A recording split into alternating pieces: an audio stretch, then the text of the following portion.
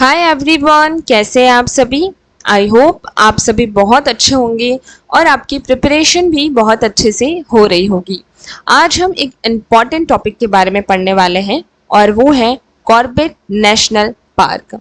हम सभी जानते हैं कि कॉर्बेट नेशनल पार्क इंडिया का one of important national park है और कंपटीशन एग्जाम में भी काफ़ी नेशनल पार्क को लेकर फैक्चुअल क्वेश्चन पूछे जाते हैं और कभी कभी स्टेटमेंट पूछे जाते हैं जो कि काफ़ी कंफ्यूजिंग होते हैं। इसीलिए आज हम इस नेशनल पार्क को पर्टिकुलर एक नेशनल पार्क को आज हम इस लेक्चर में कवर करेंगे और बाकी दूसरे लेक्चर्स के अंदर हम एक एक करके नेशनल पार्क को कवर करेंगे। तो ये लेक्चर आपके लिए बहुत इंपॉर्टेंट होने वाला है, तो लास्ट तक ज़रूर देखिए। शुरू करते हैं। सबसे पहले हम इसकी लोकेशन देखेंगे। आखिर कॉर्बेट नेशनल पार्क कहाँ पे लोकेटेड है? तो हम सभी जानते हैं कि कॉर्बेट नेशनल पार्क जो है उत्तराखंड के अंदर लोकेटेड है और ये रही उसकी लोकेशन। तो आपको याद रखना है कि लोकेशन कहाँ है। अगर आप मैप फिल करते हैं तब भी आपको उसकी लोकेशन याद करनी चाहिए। अब कॉर्बेट नेशनल पार्क जो आज हम देख रहे हैं वो कैसे बना वो उसे जानते हैं। तो ये हमारे इंडिया का फर्स्ट नेशनल पार्क है। यानी अगर आपसे क्वेश्चन पूछा जाए कि इंडिया का सबसे पहला नेशनल पार्क कौन सा है, तो Jim Corbett national park India का सबसे फर्स्ट नेशनल पार्क है जो कि 8 अगस्त 1936 के अंदर इस्टेब्लिश हुआ था। और ये जब इस्टेब्लिश हुआ था 8 अगस्त 1936 के अंदर, उस टाइम पे उसका नाम हेनली नेशनल पार्क रखा था, जो कि उस टाइम के जो गवर्नर थे यूनाइटेड प्रोविजन के अंदर, उनके नेम पे, जिनका नाम था सर मैल्कम हेनली के नाम से रखा गया था। अगर आपको कोई भी क्वेश्चन पूछे कि फर्स्ट नेम क्या था जिम कॉर्बेट नेशनल पार्क का, तो आपको याद रखना है हेनली नेशनल पार्क जो है इसका फर्स्ट नेम था, जो कि उस टाइम के जो गवर्नर थे यूनाइटेड प्रोविजन के, उनके नाम पे रखा था, जो कि सर मैल्कम हेनली थे। तो इसलिए उसे हेनली नेशनल पार्क के नाम से एस्टैब्लिश किया था।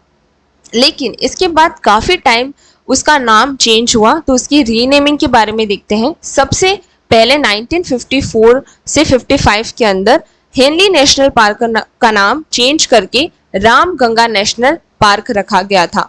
लेकिन फिर से इसका नाम चेंज किया गया, जो कि 1955 से 56 के अंदर रखा गया, जिसका नाम जिम कॉर्बेट नेशनल पार्क रखा गया। अब जिम कॉर्बेट नेशनल पार्क क्यों रखा गया?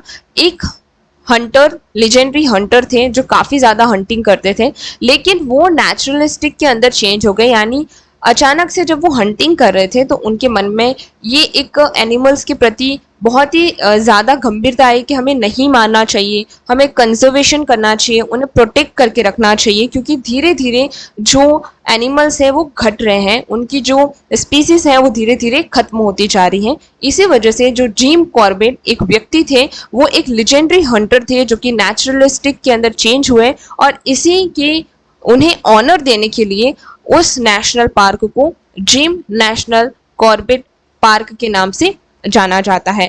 और इसलिए भी उसका नाम इन पे रखा गया है, क्योंकि उन्होंने इसको स्टैब्लिशमेंट करवाने के लिए और वहाँ के एनिमल को कंजर्वेट और प्रोटेक्ट करने के लिए काफ़ी ही इम्पोर्टेंट रोल यहाँ पर प्ले किया था। तो ये था उसका नेम और कब स्टैब्लिशमेंट हुआ।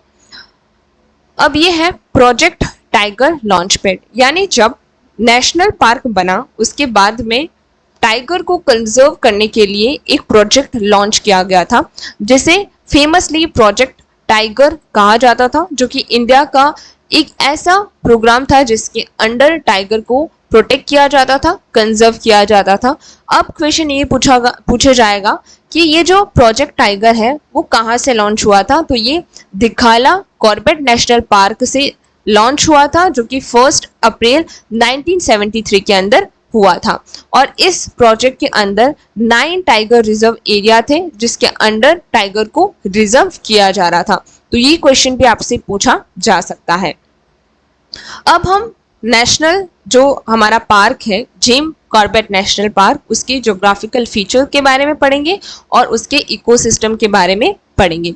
सबसे पहले लोकेशन देखते हैं कि आखिर एग्जैक्टली ये कहाँ पर लोकेटेड है उत्तराखंड के अंदर। तो देखिए, ये हिमालय के फुटहिल्स पे लोकेटेड है, बिटवीन शिवालिक हिमालयस और तराई रीजन, यानी जो हमारा नर्दर्न प्लेन है, गैंगेटिक प्लेन है, उसका जो तराई रीजन है वो और शिवालिक हिमालय दोनों के बीच में जो रीजन है, जिसे फुटहिल्स ऑफ हिमालय कहा जाता है, वहां पर ये लोकेटेड है उत्तराखंड के अंदर जो एक स्टेट है।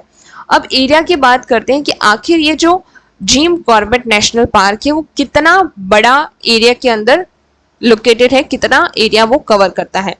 अगर हम पूरे टाइगर रिजर्व की, यानी कॉर्बेट टाइगर रिजर्व, जैसे हमने लॉन्च पैड की बात करी थी कि 9 इनिशियल एरियाज जो थे वो इस टाइगर रिजर्व यानी प्रोजेक्ट के अंडर थे, तो अगर हम पूरे कॉर्बेट टाइगर रिजर्व की बात करते हैं तो टोटल एरिया जो है वो 1288.32 स्क्वायर किलोमीटर है।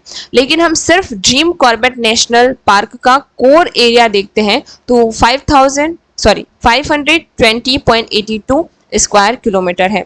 और साथ ही में ये जो रीजन है वो एक बफर जोन है, या फिर हम बफर एरिया भी कह सकते हैं, क्योंकि इस रीजन में सिर्फ टाइगर रिजर्व या फिर उस पर्टिकुलर रीजन का नेचर कंजर्व नहीं किया जाता है, लेकिन वहाँ के रिजर्व फॉरेस्ट जो है उसे भी प्रोटेक्ट किया जाता है, जो कि 496.54 स्क्वायर किलोमीटर है। और इसके बाद सोन नंदी जो वाइल्ड लाइफ सेंचुरीज है वो भी इसी एरिया में लोकेटेड है, जो कि 301.18 स्क्वायर किलोमीटर का एरिया है। तो ये था इसका ज्योग्राफिकल फीचर और एरिया। अब हम यहाँ के एलिवेशन की बात करते हैं। हम सभी जानते हैं कि उत्तराखंड जो है एक हाई एलिवेशन पे लोकेटेड है और साथ ही में ये हिमालयन रीजन है। तो अगर एक अप्रोक्सीमेटली रेंज की बात करते हैं तो अप्रोक्सीमेटली 360 मीटर, अगर फीट में आपको पूछे तो आपको बताना है 1181 फीट से लगाकर 1140 मीटर का ये है। अब यहाँ की टोपोग्राफी कैसी है, यानी इस पर्टिकुलर रीजन की टोपोग्राफी कैसी है, ऐसे अगर हम एक देखें कि उत्तराखंड जो है वो एक हिली रीजन है, एलिवेशन पे है, तो उसी तरीके का कुछ टोपोग्राफी यहाँ पर होगा। तो यहाँ पर काफ़ी हिल्स पाई जाती हैं, साथ ही में रिवर राइन बेल्ट है, यहाँ पर काफ़ी रिवर्स जो हैं वो छोटी छोटी स्ट्रीम से गुजरती हैं क्योंकि हिमालयन रीजन है।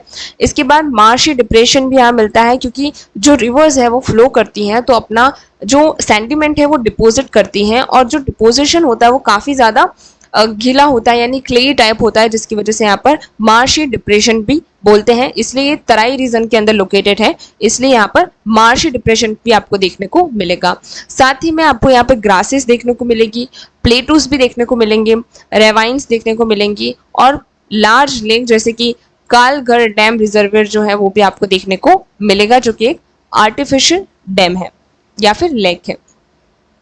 अब रिवर्स के बारे में देखते हैं। कंपटीशन एग्जाम के अंदर क्या पूछा जाता है कि कौन से नेशनल पार्क के पास से कौन सी रिवर जो है वो फ्लो कर रही है। तो ये आपको याद रखना है कि जो जिम कॉर्बेट नेशनल पार्क है वहाँ से एक प्राइमरी वाटर सोर्स जो है वो रामगंगा जो कि फ्लो करती है। तो ये एक प्राइमरी वाटर सोर्स है और ये रिवर जो है बिल्कुल पास से होकर क्या करती है, फ्लो करती है। इसके बाद सोन नदी है, मंडल नदी है, पलानी नदी है और कोसी नदी, ये भी इंपॉर्टेंट रिवर्स हैं जो इसी नेशनल पार्क से होकर गुजरती हैं। रामगंगा जो है वो मिएंडर्स क्रिएट करती है पार्क्स में, और डीप पूल्स और रैपिड्स भी यहाँ पर क्या करती है, फॉर्म करती है, जिसकी वजह से ये एक प्राइमरी सोर्स है इस नेशनल पार्क का। अब बात करते हैं क्लाइमेट की। अब देखिए ये सब हिमालयन बेल्ट यहाँ पर है, तो ऑब्वियसली उसी तरीके के यहाँ पर कैरेक्टरिस्टिक भी होंगे, यानी विंटर नाइट्स आर कोल्ड। अगर आप ठंड में वहाँ ठंड की रात की बात करें तो वो ठंडा होगा, और मॉर्निंग ब्राइट भी होगी, सनी डेज भी वहाँ पर होंगे, और साथ ही में हैवी रेनफॉल्स भी आपको मॉनसून सीजन के अंदर यहाँ पर देखने को मिलेंगे। अब बात करते हैं finally habitats and vegetation type की, यानी इस पर्टिकुलर नेशनल पार्क के अंदर किस तरीके का हैबिटेट है और वेजिटेशन टाइप है। तो यहाँ पर डेंस मॉइस्ट डेसिडियस फॉरेस्ट आपको देखने को मिलेंगे, यानी काफ़ी ज़्यादा जो फॉरेस्ट है वो घने हैं। तो यहाँ पर सबसे ज़्यादा साल जो है वो पाया जाता है, साल ट्री सबसे ज़्यादा पाई जाती है, और जो ट्रीज़ हैं यहाँ पर बहुत ज़्यादा डेंस कैनोपीज, डेंस यानी बहुत ज़्यादा गहरे जो डेजर्ट होते हैं जिनकी बड़े बड़े पत्ते होते हैं, बहुत ग्रीन होते हैं, हाइट बहुत लंबी होती है, उस तरीके के यहाँ पर आपको फॉरेस्ट देखने को मिलते हैं। साल के साथ में आपको यहाँ पर हल्दू, पीपल, रोहिणी और मैंगो ट्रीज भी देखने को मिलते हैं। इसके बाद यहाँ पर खेर सिसो फॉरेस्ट देखने को मिलते हैं जो कि रिवर बैंक्स के पास में होते हैं, सैंडी रीजन के अंदर और ग्रेवली एरिया के अंदर आपको देखने को मिलेंगे। कौन से? खेर सिसो फॉरेस्ट। ओके, अब यहाँ पर देखते हैं चौड़, जो कि एक टाइप की ग्रासलैंड है जिसे सवानास कहा जाता है। ये एक्सटेंसिव ग्रासलैंड है, यहाँ के हैबिटेट्स के लिए काफ़ी ज़्यादा इंपॉर्टेंट होती हैं क्योंकि ये इस तरीके के जो ग्रासलैंड्स हैं या ग्रास है उसको ईट करते हैं और उनके रहने के लिए काफ़ी ज़्यादा फेवरेबल माने जाते हैं। रिवर राइन फॉरेस्ट यहाँ पर देखने को मिलते हैं क्योंकि ये रिवर के बैंक्स पे लोकेटेड होते हैं, जैसे कि ट्रीज, फीग, जामुन और महुआ जो है वो यहाँ पर देखने को मिलता है इस पर्टिकुलर एरिया के अंदर, जिसे प्रोटेक्ट भी किया जाता है। इसके बाद मिक्स डेसिडियस फॉरेस्ट, जहाँ पर वेरियस स्पीसीज ऑफ ट्री एक कॉम्बिनेशन होता है। एक ऐसा फॉरेस्ट जहाँ पर हर प्रकार की स्पीसीज देखने को मिलती है, उसे हम मिक्स डेसिडियस फॉरेस्ट कहेंगे। तो ये था वेजिटेशन। अब बात करते हैं यहाँ के इकोसिस्टम की। अब देखिए ये हाइट एल्टीट्यूड पे है तो ऑब्वियसली उसका इकोसिस्टम टेम्परेट होगा, तो यहाँ पर आपको टेम्परेट फॉरेस्ट देखने को मिलेंगे। और अल्पाइन विंडोज, जैसे जैसे आप हाई पे जाएंगे, जैसे जैसे आप ऊपर जाते हैं पहाड़ों पे, आपको alpine type of vegetation climate देखने को मिलता है। वहाँ के फॉरेस्ट जो है वो इस तरीके से देखने को मिलते हैं, तो ये वहाँ पर आपको देखने को मिलेगा। वेटलैंड्स भी काफ़ी हैं, जैसे कि लेक्स, मार्शेस और स्वाम्स जो है वो इम्पॉर्टेंट वाटरफॉल्स हैं एम्बिफियंस के लिए, वहाँ के एनिमल्स के लिए इम्पॉर्टेंट होते हैं। अब यहाँ के फ्लोरा और फना के बारे में बात करते हैं, यानी एनिमल्स और बर्ड्स के बारे में। तो अगर सबसे पहले फ्लोरा यानी यहाँ के प्लांट स्पीसीज के बारे में बात करते हैं तो 600 स्पीसीज आपको यहाँ पर देखने को मिलती है प्लांट्स की, जैसे tree, shrubs, ferns, grasses, climbers, herbs और बम्बू जैसे। और प्रोमिनेंट ट्रीज जो है वो है साल, खेर, सीसो, चीर पाइन, जैसे ओनली कॉनिफियर्स यहाँ पर आपको देखने को मिलेंगे। इसके बाद हल्डू, पीपल, रोहिणी और मैंगो, ये जो प्रोमिनेंट ट्रीज हैं जो आपको यहाँ पर देखने को मिलेंगे। इसके बाद फ्लोरिंग ट्रीज की बात करें, यानी जो ट्रीज पे फूल लगते हैं, ओके, वो फ्लोरिंग ट्रीज होते हैं। कचनार, पिंक और white flowers, semal, red flowers, dark orange, flame of the forest जिसे कहा जाता है। Mudar, sorry I think I pronounce right और wrong, I don't know. Madar करके एक होता है, सेक्रेट रेड करके, और एक होता है अल्मतास, जिसे येलो फ्लावर्स जो है वो वहाँ पर होते हैं। अब बात करते हैं बम्बूस, तो यहाँ पर मेल बम्बूस सिग्निफिकेंट स्पीसीज है बम्बूस की, तो आपको याद रखना है। ग्रासेस की बात करें तो यहाँ पर 70 स्पीसीज जो है वो रिकॉर्ड की गई हैं। ग्रासेस की और भी कई होंगी लेकिन 70 स्पीसीज ही रिकॉर्ड की गई हैं, जैसे खांसी, टिमेडा, अरुंडिग्नासी, बेब, नारकुल, टाइगर ग्रास, खुसखुस और स्पीयर ग्रास, तो ये सारी ग्रासेस हैं। शर्ब्स की बात करें तो बेर आपको मिलेंगे, मरोड़ पाली, करौंडा और हिसर जैसे स्क्रब्स मिलेंगे। और फौना की बात करें तो यहाँ पर रिच बायोडाइवर्सिटी है जो इसको इम्पॉर्टेंट बर्ड एरिया बनाता है और इसलिए ये बर्ड लाइफ इंटरनेशनल भी कहा जाता है। तो इम्पॉर्टेंट बर्ड एरिया है, बर्ड लाइफ इंटरनेशनल के द्वारा इसको कंसिडर किया गया है। मैमल्स की अगर बात करें तो यहाँ पर काफ़ी फ्लैगशिप स्पीसीज हैं। रॉयल बंगाल टाइगर्स जो हैं, जो जिसकी हाईएस्ट डेंसिटी है इंडिया के अंदर, और एशियाटिक एलिफेंट यहाँ पर प्रोटेक्ट किए जाते हैं।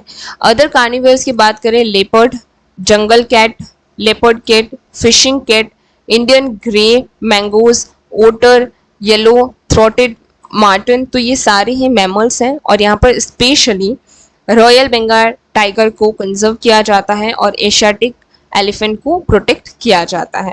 बाकी और भी हैं जिन्हें कंजर्व किया जाता है, but specially royal Bengal tiger और एशियाटिक एलिफेंट्स के लिए यहाँ पर प्रोटेक्शन और कंजर्वेशन किया जाता है। अब यहाँ के हार्बियोस के बारे में बात करते हैं। डियर हो गया, जिसे चित्तल बोलते हैं, sambar deer, hog deer, barking deer, wild boar और घोरल और नीलगाय यहाँ पर प्रोमिनेंट है। प्रीमेट्स की बात करें, प्रीमेट्स की, तो लंगूर, रिसूस, मकाऊ यहाँ पर है। बियर, स्लोथ बियर यहाँ पर पाए जाते हैं। हिमालयन ब्लैक बियर यहाँ पर पाए जाते हैं और अदर जैसे कि इंडियन पेंगुइन और इंडियन हेयर भी यहाँ पर पाए जाते हैं। बर्ड्स की बात करें तो यहाँ पर टोटल 586 स्पीसीज जो हैं वो रेसिडेंट है और काफ़ी माइग्रेटरी बर्ड्स भी आते हैं, मतलब अदर कॉन्टिनेंट से माइग्रेट करके यहाँ पर आते हैं, including crested serpent eagle, blues headed parakeet, red jungle fowl और अदर वाटरफॉल्स भी यहाँ पर आते हैं। रेप्टाइल्स 25 स्पीसीज हैं, जिसमें मुंगर, क्रोकोडाइल, घड़ियाल जो कि फिश ईटिंग क्रोकोडाइल है, Indian panther, king cobra, common krait cobra, Russell's viper और मॉनिटर लिजार्ड पाए जाते हैं। एम्फीबियंस की बात करें तो यहाँ पर 7 स्पीसीज हैं, और फिश की बात करें तो मशीर, गोच और ट्रॉन्ट यहाँ आपको पाए जाते हैं। कंजर्वेशन एफर्ट्स की बात करते हैं, यानी किस तरीके से इस पर्टिकुलर रीजन को कंजर्व किया जाता है। तो जब प्रोजेक्ट टाइगर 1973 के अंदर लॉन्च किया गया था, तो जिम कॉर्बेट नेशनल पार्क के अंदर ये फर्स्ट इम्प्लीमेंट किया गया था और इनिशिएटिव लिए गए थे कि जो इम्पोर्टेंट टाइगर की पॉपुलेशन है उसको यहाँ पर रिकवर किया जाएगा, यानी जो टाइगर एशियाटिक टाइगर है, बंगाल टाइगर जो है, बंगाल टाइगर जो है उनकी पॉपुलेशन धीरे धीरे क्या कर रही थी, कम हो रही थी।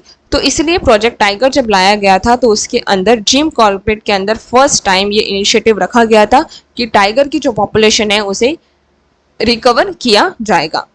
इसके बाद क्रोकोडाइल कंजर्वेशन प्रोजेक्ट भी 1976 के अंदर जब शुरू हुआ, तो focus on the protecting India's 3 एंजेंडर crocodile species, fresh water crocodile, salt water crocodile और घड़ियाल, इन तीनों ही इंपॉर्टेंट क्रोकोडाइल्स जो थे उनको कंजर्व करने के लिए भी जिम कॉर्बेट जो नेशनल पार्क है उसमें कंजर्वेशन किया जाता है। इसके बाद प्रोजेक्ट एलिफेंट जो 1992 के अंदर लॉन्च हुआ था, तो launch to protect viable population of elephant and their natural habitat, mitigate human elephant conflict and combat poaching, यानी जो उनके दांतों के लिए उन्हें मारा जाता है, उनकी किडनैपिंग की जाती है, पोचिंग की जाती है, उनसे बचाने के लिए इस पर्टिकुलर रीजन के अंदर कंजर्व किया जाता है।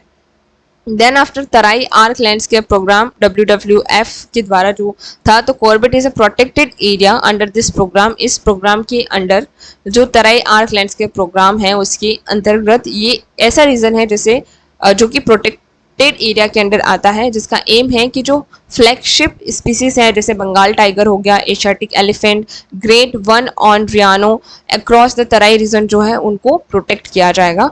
इसके बाद कम्युनिटी इन्वॉल्वमेंट की अगर बात करें, initiative like villages protecting forts, beehive fencing and living with the tiger program aim to mitigate human wildlife conflict and promote coexistence, यानी जो भी ह्यूमन की और वाइल्ड लाइफ के बीच में जो भी हंटिंग वगैरह, उनको मार देना, शिकार करना जो चीज़ है उन्हें यहाँ पर बंद करना, यहाँ पर उन्हें कंजर्व करके रखना, और ह्यूमन से स्पेशली यहाँ पर नहीं आ सकते हैं, सिर्फ जो सफारीज हैं उनके लिए उन्हें अंदर परमिशन दी जाती है, अदरवाइज वुमेन्स की एंट्री नहीं होती है।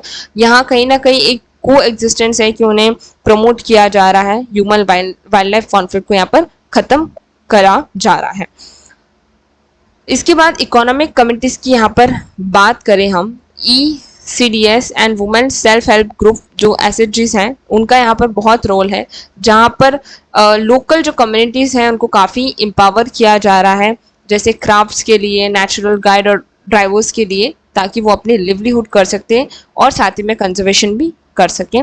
रिसर्च एंड एजुकेशन, यानी park serve as a vital site for the ecological research and environmental education, raise awareness about the conservation, यानी इस पर्टिकुलर रीजन को रिसर्च और एजुकेशन के लिए भी यूज़ किया जाता है, ताकि एनवायरमेंट की रिसर्च भी हो, इकोलॉजिकल रिसर्च हो, एनवायरमेंटल एजुकेशन बढ़े और हम कहीं ना कहीं कंजर्वेशन को और ज़्यादा बढ़ा सके।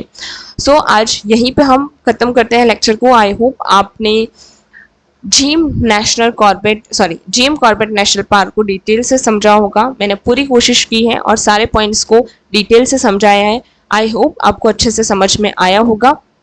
अगर आपको कोई भी डाउट है तो आप कमेंट सेक्शन में पूछ सकते हैं, और अगर आपको वीडियो अच्छा लगा हो तो आप कमेंट सेक्शन में बता सकते हैं कि हमें अच्छा लगा है, और साथ ही में अगर अच्छा लगा ही हो तो प्लीज़ एक लाइक, शेयर और सब्सक्राइब ज़रूर करिएगा। Thank you very much.